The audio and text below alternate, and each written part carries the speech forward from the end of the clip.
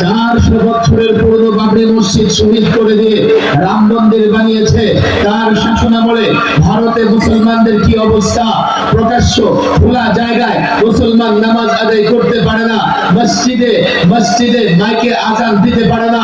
উগ্র হিন্দুত্ববাদীরা মসজিদের মিনারায় উঠে গেরুয়া পতাকা টানিয়ে মসজিদের অবমাননা করেছে। ফ্রিজে গরুর গোশত রাখবার কারণে 2 মুসলিম নারী ধর্ষণের শিকার হয়েছে। গরু নিয়ে বিক্রি করতে যাবে বয়োবৃদ্ধ ব্যক্তিকে পিটিয়ে হত্যা করা হয়েছে। আমরা দেখেছি এক মুসলমান যুবকদের ঘরে জয় শ্রীরাম স্লোগান দিতে বাধ্য করা হয়েছে।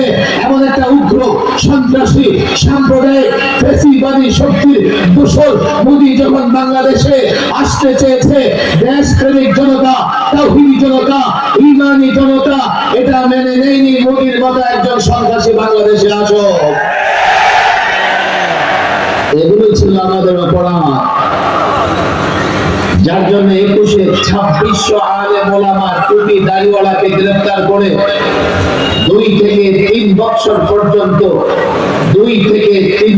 পর্যন্ত জেলে ফাঁসির সেলে 24 ঘন্টা আবদ্ধ রেখে তারা নির্যাতন করেছে, জুলুম করেছে। হাটাজারিতে 4টা তাজা প্রাণ তারা শহীদ করে দিয়েছে। বিবাড়িয়াতে 16 জন জামিয়া ইউসিয়া, 3 জন ছাত্র, 1 জন আলেম সহ 16 জনকে তারা শহীদ করেছে। গোটা বাংলাদেশের নানা জায়গায় আলেমদের মিথ্যা মামলা দিয়েছে, আলেমদের প্রতিষ্ঠান দখল করেছে। ইংরেজ আমলেও এমনটা হয়নি। আমি তো পরিষ্কার বলি, ইংরেজরা ভারত শাসন করেছে, কিন্তু মসজিদ মাদ্রাসা যোগ্য আলেমদের হাতে ছিল।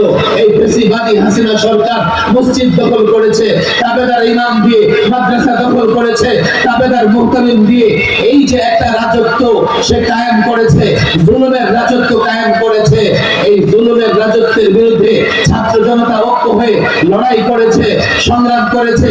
5ই আগস্ট সে পালাতে বাধ্য হয়েছে। আমি একটা কথা স্পষ্ট করি, 53 বছরে বাংলাদেশে অনেক ক্ষমতার পালাবদল হয়েছে, কিন্তু আজ পর্যন্ত কোন সরকারকে ক্ষমতা ছেড়ে পালাতে হয় না। কেন সে পালিয়েছে? কেননা সে সবচাইতে বেশি জুলুম করেছে আলেমদের উপর। 5ই আগস্ট জুলাইয়ের আন্দোলনেও কমপক্ষে 92 জন মাদ্রাসার শিক্ষার্থী রক্ত দিয়েছে। আমরা রক্ত দিয়েছি, আমরা জুলুম সহ্য করেছি, আমরা নির্যাতন সহ্য করেছি। পরিবর্তন হয়েছে, পরিবর্তন দরকার ছিল। পরিবর্তনের পরে রাষ্ট্র মেরামত হচ্ছে, রাষ্ট্র সংস্কার হচ্ছে। দেখো ছাত্র জনতা, আমি আলেমদের বলি, আমার বড় ব্যথার জায়গা এটা। আমার কথা বুঝবার চেষ্টা করো। ফ্যাসিবাদীরা বাংলাদেশের প্রত্যেকটা প্রতিষ্ঠান ধ্বংস করে দিয়েছে।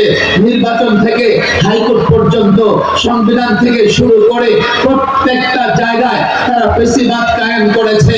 2011-তে এই হাসিনা সরকার সংবিধান সংশোধন করে যে কাজটা করেছে, যে কাজ করবার পরে আল্লামা মুফতি আমিনী বলেছিলেন এই সংবিধান ডাস্টবিনে নিক্ষেপ করতে হবে, তখন তার বিরুদ্ধে রাষ্ট্রদ্রোহিতার মামলা হয়েছে। কেন আল্লামা মুফতি আমিনী এই কথা বলেছিলেন? ৫ম বার যখন সংবিধান সংশোধন হয়, প্রেসিডেন্ট জিয়াউর রহমান সংবিধানে 2টো জিনিস এনেছিলেন।